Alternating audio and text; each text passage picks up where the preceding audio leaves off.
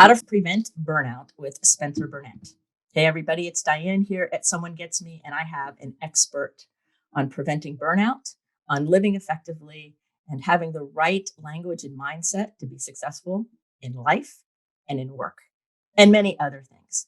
I first learned about Spencer cruising through Facebook one night, and he was doing a live on another person I know's page. And I'm like, oh, I want to see who this dude is. And I started listening and I'm like, oh my God, he's speaking my language. It's like I've known him forever and we have the same views and I never heard of him before. So I started stalking him and I'm really glad I did. And then I said, come on, will you be on the show? And he said yes so quickly.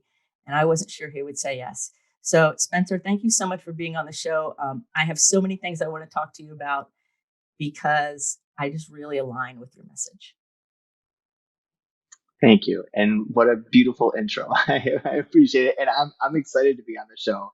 Anytime that we get to have an open forum to have a conversation about uh, really being overwhelmed by by all of the different elements in life. There's so many beautiful pockets of wisdom to access and to question in the realm of just like energy management. So I'm excited to get into it. Oh, this is going to be so fun. So I titled the show How to Prevent Burnout because I think burnout has to do with our energy management. And the world, the last year and a half, 2 years, has taken this big turn. Now, some of us who've been studying metaphysics kind of have a different way of handling these kinds of stressors. And so, would you share with everybody a little bit about how you got to where you are as far as your understanding, a little bit about who Spencer is and your journey to get here, and then we'll move into other questions.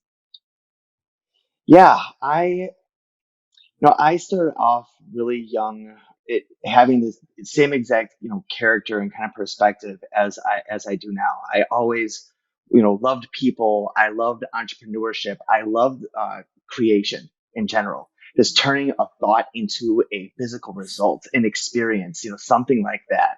I was even the guy in high school where guys would consult me to like, how do I ask my girlfriend to prom in a really creative way? Because I just love creating experiences like that. And through the natural gifts that God had given me and some of the challenges, it really shaped the way that I have come to manage life and manage my energy and my relationship with others and relationship with time.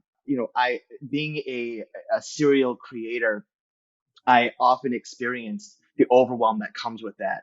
The really, really high highs and then the Mhm. dips of the lows where like your entire world is crashing and it seems like you're never gonna get out of it. And through that, I've experienced a lot of success. I've experienced a lot of failure and heartbreak. And over the past 20 years, whether it was in fitness or relationships or in business, I've taken those experiences of myself and others and deduced them down into simplistic ways of thinking, a simplistic way to rewire your mind to get a better relationship to chaotic energy and how to funnel that into energy of order through your intent. So clearly, you're a visionary, and we like to be out and doing all these different things. So, how do you distill down like a gazillion visions and ideas and start to do something with it meaningful where you don't burn out? Because you're right, the ups and downs are like really big. And so, how do you start that process? Like, there's a lot of people listening to us, and their number one question that's asked of me in this podcast is how to deal with procrastination and overwhelm and burning out and that Mm. whole like idea that we have to be like human machines instead of human beings. So, what would be a good first step? Where could somebody start if they're listening to us and they're going, "Oh my God, yes, I need to find a way to distill it down." How do we do that? Oh, well, I'll give you the heart of it. I'll just go straight to the center because Perfect. it all comes down to one thing. And it's the one thing that we love about machines that humans really, really suffer from. It's one thing that Google cannot help you with. It's one thing that no coach or mentor or book can help you with. And that is integrity. Your Mhm. intentions, your commitments, your actions, all being the same thing. And when that is your primary focus, the distractions become discernible. of what truly is a distraction and what should you actually put your focus on. The overwhelm of feeling late, feeling behind, feeling like there's 1,000 things to do and only time to do 3. All of that is a poor relationship with time, and which then causes your integrity to be off. And so when you build a better relationship with time and commitment, it becomes much easier for you to maintain your integrity, which is you behave and you execute as intended. And that's why we love machines. Like you That's press true. the button, the keystroke shows up. You press this button, the thing turns on. I press this button, the text message sends. It's why we love video games. It's like you're pressing 1,000 buttons and there's no impedance between what you want to do and it actually happening because it has integrity. Well, the part of humans that should be focused more like machines is the integrity, but we get so caught up in just in unfocused expectations that make us not necessarily feel like a robot, but just more so like a prisoner, chained to the desk, forced to be pressing buttons and to be overwhelmed by the distractions until it's time to check out. And so, building your relationship to time and focusing on your integrity is where you start, and that starts with the calendar. Yes, that starts with your calendar. I was on Facebook a little while ago and somebody said something about how do you manage your time? I go with my calendar, like of course, and then somebody answered like that was like profound. And I was like, oh, okay, well that's just how I do it. Like and it, that's just the way it is. So ADD and ADHD and us visionary gifted people that listen to this podcast and everybody, we can do 9 or 10 things at once. And it's very easy to have lots of things happening at the same time. And so when you're talking about integrity, I call the time relationship time optimism, that most of my clients will think they can do in 5 minutes. It really takes an hour to do. Or they'll write a to-do list that's got 50 things on it and they go, I'll have it done by lunch. And Yeah. and in reality, it's weeks. Maybe you couldn't even do it in a month, but we think it'll be done right away because we wrote it down. So therefore, it's like not that hard. And Right. so I think a lot of people struggle with that type of thing where it's like what their brain says is reasonable and what is reasonable, there's a disparity. So what do you do with that? Well, I mean, I guess you just explained overwhelm right there, where there's mismanaged expectations versus reality. When your brain sets its sight on completing something, it's thinking time, it's thinking duration, path, and outcome. How long is this going to take? How am I going to get there? What does it look like when it's done? That type of estimation is a skill. It's no different than a skill. My dad is a project manager for a woodworking company. He can look at a room and say, okay, this is going to take 3 weeks and a $50,000. An estimate is a skill, and we don't do that with our time.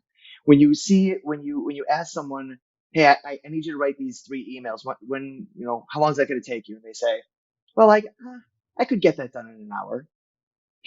Whenever someone says I can get that done, what they're saying is if I'm at my absolute best, performing with no distractions, I feel it in flow. I'm not too tired from earlier today. I'm not too hyped up on coffee. I'm just like in that zone. And in putting that expectation on yourself all throughout your day, it's unrealistic. But since we set that expectation of like I can do that in an hour, I can do that in 30 minutes, then your day is just a series of mini failures of where you didn't execute precisely the way that you intended to. And that starts weighing on you emotionally, and it starts weighing on, it creates a cascading effect. And so the way to do that is really to stop and think like, how long is this particular thing going to take? And then add 25% to it, Mm. because like distractions are expected. And so plan for the expected, not for the ideal. If that makes sense. Yes, that makes perfect sense. Because when you said distractions, I'm like, there's the external distractions, but in my world, I have internal distractions. Yeah. Well, I want to think about Right. this, or let me look up that, or let me write about that, and so we have distractions from everywhere. So if we anticipate them, then our integrity doesn't come into question as much because we're planning properly. That's what you're saying, right? Exactly. And every time that you have a thought in your head, like a desire to create something, keep in mind, the mind is thinking, duration, path, outcome. So until you answer those three questions, the brain is going to continue to obsess about it until it gets an answer to those things. Okay, so it's obsessing about this single thought now that you haven't allocated, what the path, duration, and the outcome is, right? And now, oh, I got another thought. And then you've got another thought in your head. Oh, now I got another thought.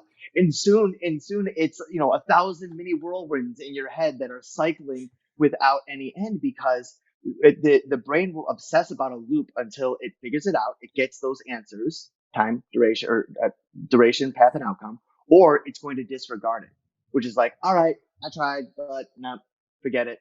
And this is like the dreamer's disease, where you're constantly dreaming of these big things, but nothing is actually implemented, because the first question of like path, how are you going to get that done? It's being ignored. And so then dreams just come up and then they die. And all that it ended up doing to you was causing the circuits in your brain to run on overdrive all day long. And like when that's happening and you're actually trying to focus, be present with a person, be focused on creating or completing something. Well, with all those thoughts in your head, it's a lot of noise. It's, like trying to read in a traffic jam. Whereas you'd rather read in the park, with some maybe birds in the background and a light breeze, but not all that noise. Not all that staticky stuff, Right. and therein lies the burnout. Because if you keep stressing out your system on all those levels, then it just can't keep up. And eventually we crash and burn. Somehow, some way it crashes and burns. Mm-hmm. So if somebody's stuck with all the stuff in their mind going all over the place, and what I hear a lot from people is, I have these great visions, and then they share them with me and they're totally doable, right? But in their mind's eye, they're so big that they don't even know how to take the first step. And so they just ignore it, or they say, not for me, or they get afraid and say, well, who am I to do that great big thing? So they stop, and they keep themselves stuck with the lies they tell themselves in their heads. And so I know that you talk a lot about precise language and about really disciplining the way people think about things and reframing things. So what would you tell that person who's stuck in their head and they're scared to take the first step because they don't know the whole how outcome, like they don't have the whole picture done, so they won't take the first step? Where would you start with that person? I would start with that person in a car, and I'd sit in that car with them and I'd ask them where they want to go. And then they'd say, hey, let's go grab some lunch. So we type it into the GPS system, and it shows us the overview, the map. It's like, it's going to be 20 miles. And then we press go. And then I'll find it interesting to watch this person drive as the GPS says, head down Main Street 1 mile and make a right. Now, it would be quite odd if they're halfway down, that mile road to go right, and they're like, what's the seventh turn I need to make? What's the seventh turn I need to make? Doctor, what is it? Is it right? Is it left? Was it First Street, First Avenue? What? It's like, whoa, just, hey, drive down Main Street, make a right. Make a right. Then the screen changes. Great. Continue down First Avenue for 1.5 miles. Okay. Drive down. And so the thing is like, when someone says, I'm this visionary and they tell me that story, it's like, that is, you can say that's how you're experiencing it. Very true. But to say that's how you function, that's not true. So because, or that's the only way that you function, because I've never seen someone freak out looking at a navigation system. The reason that you don't, though, is because even though you've never been to that restaurant or that road trip that you're taking, you have full trust that GPS system is like, that road will be there when it says, that turn will be there when it says. You trust it because you've experienced it many times before. And so that's what's missing, is the trust of taking that next step and making the right, and then figuring out the next step. So that's the first thing, is building that self-trust, especially with the entrepreneurs that you're talking about, like the creatives. We also get caught up in this perfectionism element of it. And the way that I see business trending is people like things that are more raw, that are real. And what's real is sometimes the power goes out and interrupts the flow of conversation, even though you're in the stream of consciousness. But I always say to all the monsters that are, the ethereal monsters that are doing their best to interfere with truth and light being brought to the world. I say it is all welcome here because truth cannot be covered. It can only be slightly interfered with. So I say we just get back onto Truth. All right. it. Awesome. So once you understand that, once you have that self-trust, having to know all the steps becomes not as necessary. And sure, it's on your mind, right? Right. And every once in a while, you can press the button to get like the global view to see, okay, we've got 17 minutes left or whatever. After you've got that self-trust, it next is about getting the coordinates. How do we get that map view? Well, it comes from starting with the outcome. Remember, duration, path, outcome. Starting with the outcome and then reverse engineering the path. So you've got this big, hairy, audacious goal that's going to take 5 years to execute. Mm-hmm. And then you say, okay, well, what does that look like in 3 years? Okay, what does it look like in 1 year? What does that look like in this quarter? What does it look like this month? What needs to be done this week? And so you're creating all of these mini visions. And then from those mini visions, there becomes a little mini instructional manual of like, here's what needs to be done. So for instance, every creator should do quarterly planning. I don't care if you don't even have a business. Like you should plan your life by setting goals and saying like, what do I want to create? What do I want to see? So in our business, we say, all right, what do we want to build this quarter? And then we have a list of 3 or 4 projects that we want to build. And then we ask, all right, well, what actions do we need to take place in order to complete these projects? And so we start listing out those actions. And then sit down at the beginning of the week and say, okay, well, what are the most important and sequential actions that we need to take to move these things forward? And then we place them in our weeks throughout our days.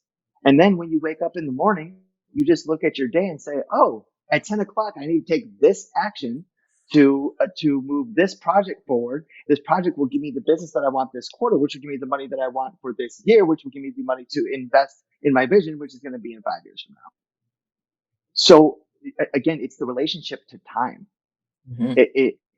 That creates that overwhelm. So let's chunk it down from big picture all the way down to like, what do you do right now?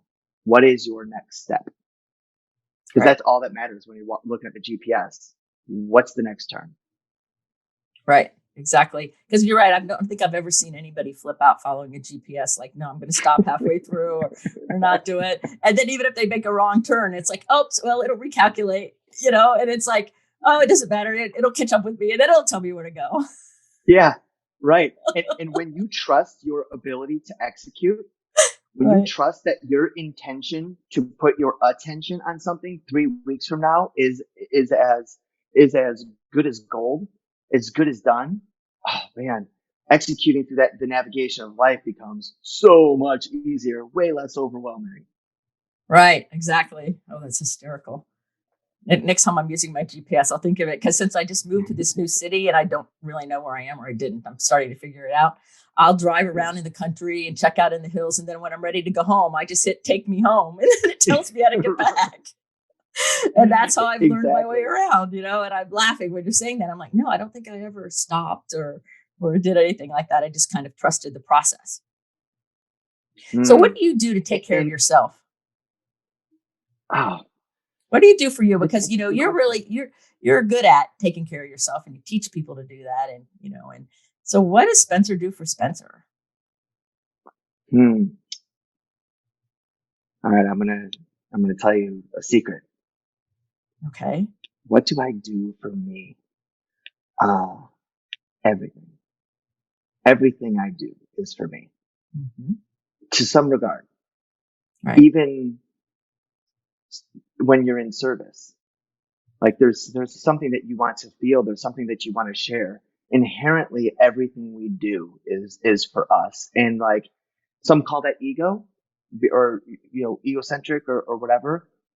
It's part of our existence. And so I really try to set my life up so everything I do eventually serves everything that I want.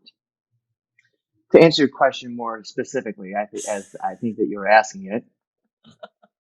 is what do I do for myself? Well, one, I take my weekends off from 3 o'clock on Friday to 9 a.m. on Monday. I might as well be dead to the world. I will not answer a text message that I don't want to. I will not read an email that I don't want to. I've got a protocol with my team that there's one person that can get a hold of me and they have to call me if it's an emergency. Because of course, if someone's in a crisis situation, I'll do that.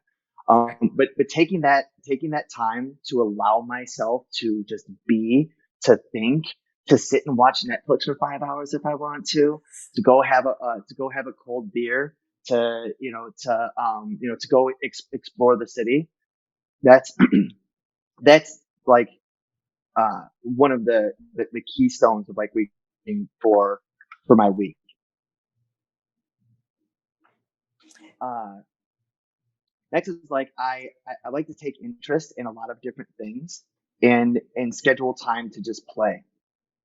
So sometimes I'll just get into my guitar for a month, learn a couple new songs, and other times maybe it's golf season, and then I'm doing that. The other day I saw some basketball courts out here. I haven't played basketball in like 10 years, and so I was like, oh, I'm gonna buy a basketball, and like and like literally went and played by myself. It was humiliating, by the way. Thank God nobody was at the park.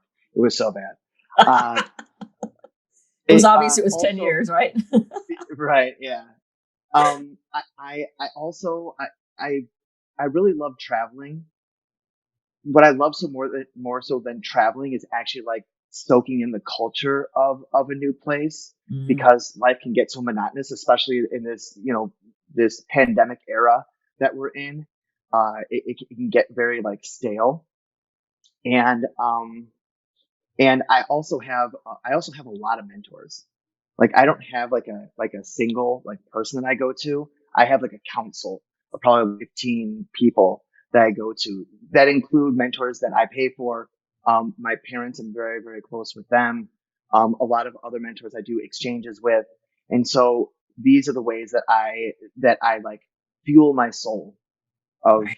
of just like fulfillment in to do what I think the primary reason for life is, which is to create a story that has never been told through your intentions, your commitments, and your actions. Like we're designed, it's designed to be for us. And so like just thinking out of the box of, what you really enjoy and like what can kind of stretch you a little bit. I like doing. Yeah, that's cool. Creating a story that, is your unique story is so powerful, right? And I don't know that people think of it that way, but I really love how you said that. So what happens when people get um, kind of stuck in I don't know, and they want to Mm-hmm. know things they don't need to know yet, or whatever. In that overthinking, I guess, is the way to do it, like that mental chatter. And Mm-hmm. and I hear a lot about. I think I know what the next step is. The people around me tell me what the next step is, and I can't take the next step. Like there's that piece of them that's not sure, and I think it probably has to do with the trust part you were talking about before. Um, But I'm wondering, I'm sure you've helped people in that kind of situation because you help all kinds of really amazing people and your work is quite profound. And so I know that you've probably gotten somebody out of that kind of spot by helping encourage them in a unique way to help them see something. So is a scenario coming to mind, or maybe, a case study or something, of course, without giving away confidential things, but of how people who are feeling maybe they're stuck or they're overthinking, like how do you break that maybe 5 or 10 year cycle that keeps dragging you down and dragging you down and dragging you? How do you break that? Hmm. Well, understand that quote unquote knowing is it's a myth. Everything's an assumption. Mhm. Our actual existence is an assumption that we're actually alive. This can be a simulation. It So we don't know. could be a So hologram. first of all, yeah, exactly. So first of all, change your expectation of what is necessary for you to take the next step. Because if you need to know, that is never going to happen because nobody knows. Like I don't know if this water is safe. I mean, I assume it is. I have a strong assumption, but actually, water made me a little bit sick last Friday. So like, So you don't there again. You don't know. I mean, we can even go as far as questioning gravity once you start getting into quantum physics of like what do you really know. So that's the first thing. So the next is changing the requirement. What is required in order for me to take the next step? And that is certainty. Now, certainty is not knowing. Certainty is on a spectrum of like, I'm 99% certain, or I'm 3% certain. So people need this special balance of certainty to uncertainty in order to take action. So certainty, 100% with no uncertainty, you get bored. Never happen. Like there's no interest in that. And people become lazy and complacent. No certainty at all, and with high levels of certainty, it's terror. I mean, we've all been there, where you don't know what's next, so you're afraid to even move. So before you start playing, so understand the rules of the game. That's step one. Okay, so we're looking for a healthy balance of certainty and uncertainty. So we're engaged, but we also feel safe, right? Right. The next part is clarity. Okay, so when we're interacting with our thoughts and our emotions and all of the ethereal things, humans have this incredible tool that no other creature that we know of has, which is language that has grammar, which allows us to anticipate the future and reflect on the past, which other animals can't necessarily do, not with the complexity that we can. And when we use language, a lot of times what happens is the monsters in our mind cause us to use certain language that keeps the imagery in our mind in the shadow, although we think that it's actually there, which is super interesting. Wow. And so when we use like what I call void language, it creates this shadow in the mind. Because in order for us to have certainty, we need to be, and to take action, we need to be able to see it first in our head, right? And understand and believe that this is the right move. Well, belief is made up of two parts of your consciousness, which is the image and then the emotion associated to the image, right? Right.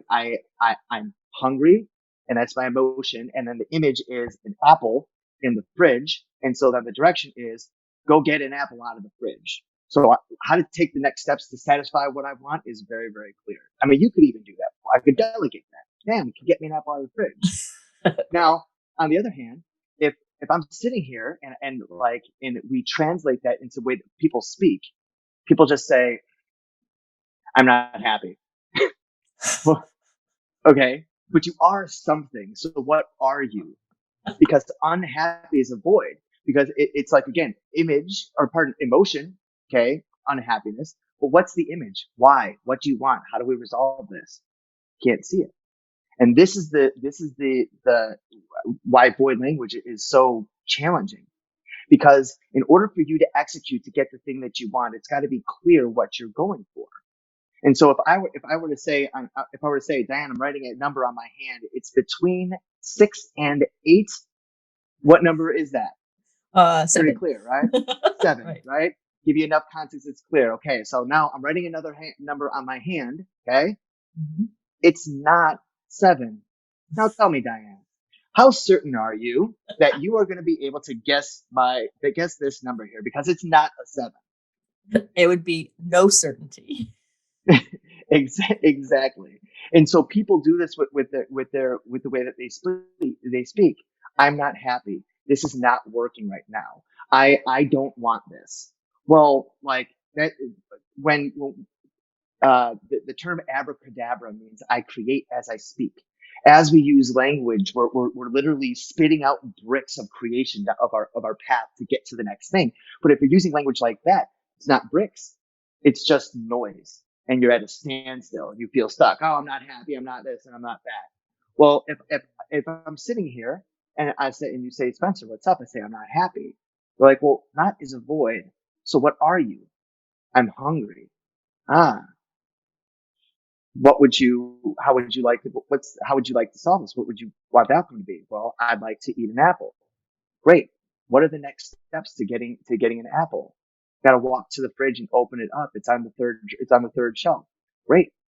Now for you to take action, for me to solve my, I'm unhappy, becomes very clear as to what the next steps are. And that's the value of precise language. And so I gave you a very rudimentary, example of this, but this is how I do shadow work, where we actually get to interact with your monsters or demons or dark forces or whatever, because your monsters are not roadblocks. They are, what your monsters are is their turning signals. Nope, not this way. Nope, not this way. That we hear, no, not this way. We feel rejected, but what they're actually saying is, hey, grab grab the apple instead of pizza, because you feel guilt about the pizza. So instead of being like, oh, I feel so guilty, it's like, what's that guilt telling you? It's telling like, respect yourself. And that's not such a bad message, but because you took that feeling so personally, you end up cycling or being like, just throwing your hands up. They're like, I don't know what to do. Right. Right. So Right. language. Right. And I love that you're saying that it's a turning signal. It's not a roadblock, because I think that's what a lot of people think is they see it as a roadblock and then they stop and then they're stuck. And so if you see it more directional, like I always tell people there's no finish line or mile markers on the trip. Right. And so it sounds like a similar kind of idea where if you're just paying attention to the progress and the process, and you're not trying to get to that destination, or you're addicted to the outcome, because it's usually different than you think anyway, it kind of keeps the flow going. So I love that. Yep. I love what you just said. That's great. There's one part left to it. Okay. So the first is like resetting expectations. Next is getting clarity. And here's the final one. Surrender. Because here's the thing. I got news for everybody, and it's kind of tragic news, but it's the only thing that I can guarantee in life. You're going to die. It's going to happen. It's going to happen. And you need to surrender to that. When you can, so this is a little bit deeper, but when you can truly surrender to death, you can surrender to any outcome. Mm-hmm. So you know what? Maybe the GPS takes you down a road that no longer exists, or a bridge that's broken that didn't get updated, and you're screwed. Maybe. You need to surrender to that. Like, life has risks, and it's what makes it uncertain, which makes it interesting. And so the more you can surrender to the outcome, the more you can just shed a lot of that worry in just one fell swoop. A lot of people will say that surrender is the only thing that you need to do. That's also dangerous. It's all of them. I get real leery when it's like all or none at all. Like, that's the only thing, I'm like, well, I don't know. It's like, there's action, there's how we think, there's the actions that go with it. There's more than one of anything. But I love that. That's true. If we can surrender to the fact that, yes, we're going to die, then the rest of the surrendering takes on its own thing. It makes it a lot easier, Right. I read a book one time, and one of the questions was, how will you live knowing that you will die? How will you live? How will you live today knowing that you will die? And I've had my toes up to that line, half dozen times. When I was younger, I had an autoimmune disease that caused me to get extremely high fevers, like mid 106s. And I've had over 200 high grade fevers in my life. I've been tortured physically, emotionally, spiritually over 200 times. And I can recall a couple times, but there was one specific time that I was in the hospital, and they gave me 3 times the pain medication a woman giving birth gets, and I'm still in terrible pain. And they inject me with like 5 or 6 drugs, and like it was just putting my system to sleep. And I can recall that final thought being like, this might be it. Wow. And that moment where you're like, there's no stopping it. Your eyes are closing now, and the uncertainty is very high. Mm-hmm. When you wake up from that, you compare life as you're experiencing it in these new moments where like life is good, and you put it up against that moment there. Because in those in those moments, you see what matters, what is worth stressing over. And having the discernment of what's worth stressing over is the superpower to being able to manage your overwhelm. Because things do matter. They do. You should stress about certain things. It's important to. Stress is a great tool. But that discernment becomes clearer when you have your toes up to that line. Yep. So totally true. It's sobering to think of, and yet it's empowering at the same time, Mm-hmm. moving forward. And how is it going to be? So that means as a visionary, you create and create and create because you've already surrendered, essentially. Yeah, I'm ready to go right now. I'm serious. Right. And that's the way that I live is I plan to be around for a long time. And but the way that I've built my life in doing podcasts like this with you and creating an entire coaching program and organization that helps people sort out their minds and their hearts and their plans so they can execute with joy and power and fun, that ultimately when you're gone, all that's left is the story that you told. Mm-hmm. So, and stories are the ways that we learn. And so if you've well documented your journey, so those that are curious that can find it, that's what makes it worth it. And that's what makes me compelled to constantly create, because I don't know when it's going to be over. Right. So wow, that's great. And when 8 years ago, I healed myself from that sickness and made a decision that I wasn't going to get sick ever again. And I never did. Just not doing this anymore. I'm done. No, I've learned hey, thanks for all the wisdom. It was a really tough university you put me through. Appreciate it. Turned me into a warrior, made me trust. I learned how to surrender. Great. Thank you for the lessons. I'm going to take my diploma and go do something with my life. Right. But there's a lot of power in that decision, because it could have been a different decision. Like, I'm just going to stay sickly, or I'm going to go down that road, or I'm not going to, do it the way you handled it, so because some people do that. They make the decision to stay in the other loop instead of the surrender moving forward loop. So yeah. Mm-hmm. Yeah. Making a decision means cutting out all other possibilities. And that's what you did. I'm not getting sick anymore. That's the end of it. Mm-hmm. I know that so many times in my life, way before I even like used all these words, and people would say stuff, I'm like, well, that's not my reality. I don't do that way. I just do it this way. And they look at me like I'm weird. But at the end of the day, I was the one that either pulled off the vision or did whatever it was. And I realized that like God gave me this like naivete, kind of like, I just go, okay, that's just what I'll do, because I just know that's what I'm supposed to do. And that's like nice, and really cool stuff happens. And sometimes it's a mess, but most of the time really cool stuff happens. And I'm like, and I look back and I go, I knew, but I didn't really know, but it was really fun, Yeah. It's interesting. Like when I got into Austin, so I just moved to a new city just like you. And one of my favorite things to do when I travel into a new city is just throw on some shorts and go running.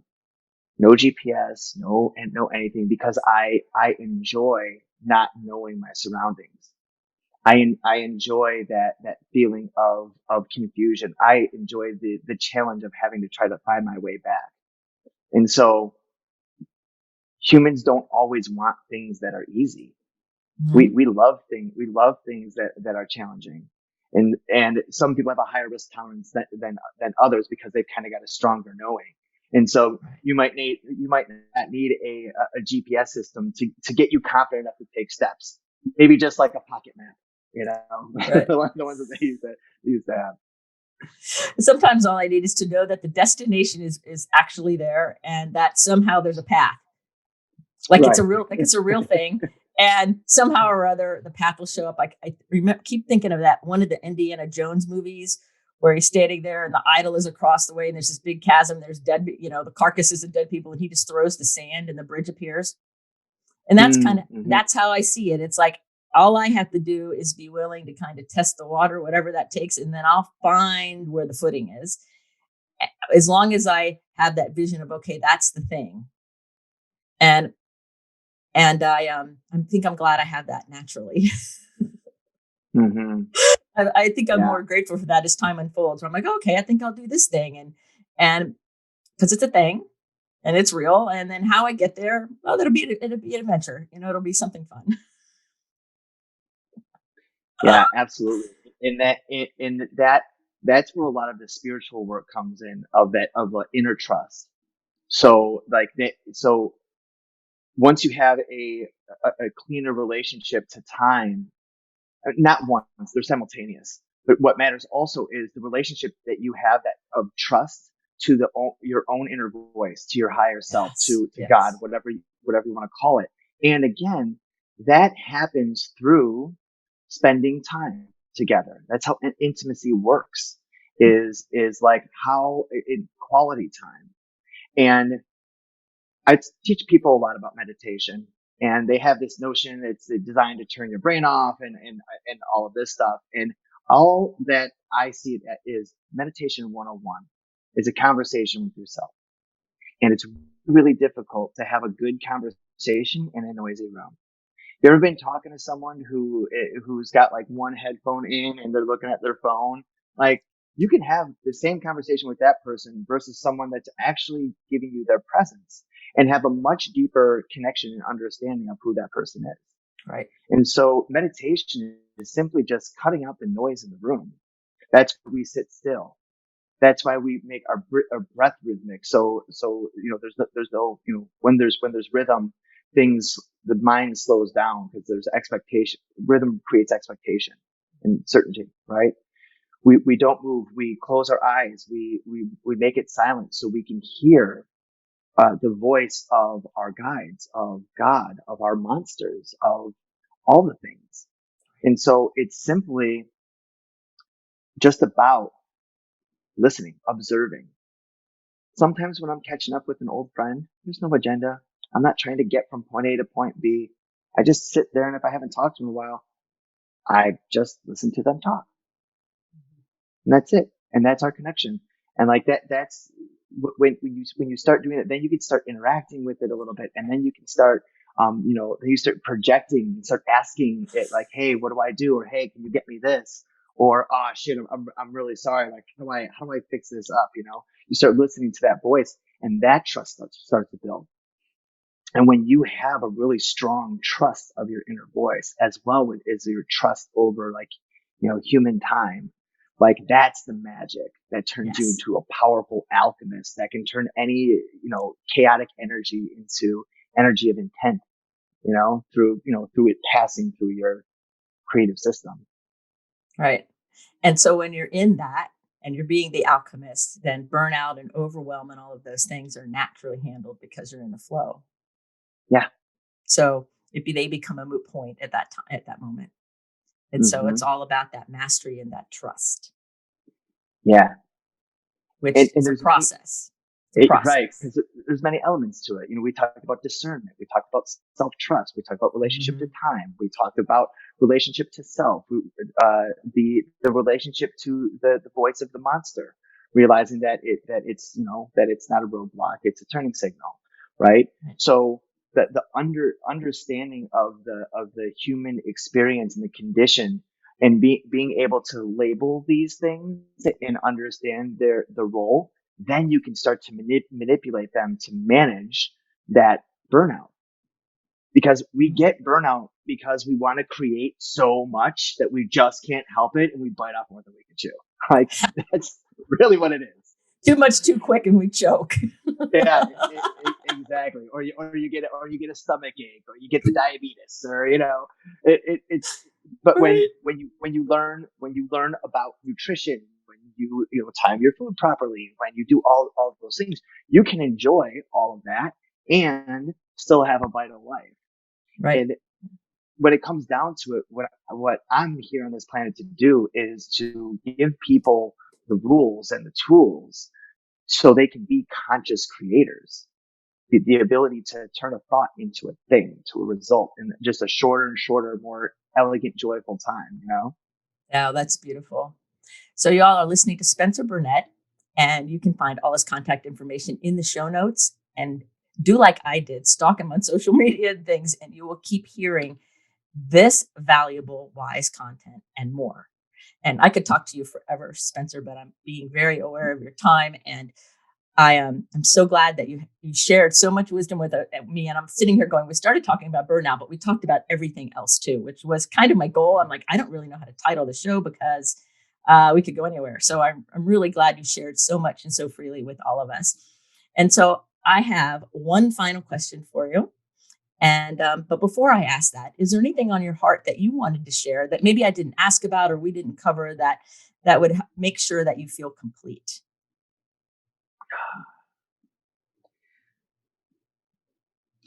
Life's pretty simple.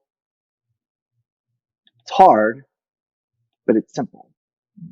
It's get your shit together, like manage yourself, and just like go love the crap out of people. Just do that. Like if you take out anything, like as long as what you're doing is like focused on one of those two things, winning is an inevitability. So Oh, that's beautiful. That's great. So your final question is, it just goes perfectly with everything you've shared today. It's going to be interesting to see what you say. And that is that we're going to create a billboard that the entire world is going to see with your quote on it. What would be Spencer Burnett's quote on this billboard?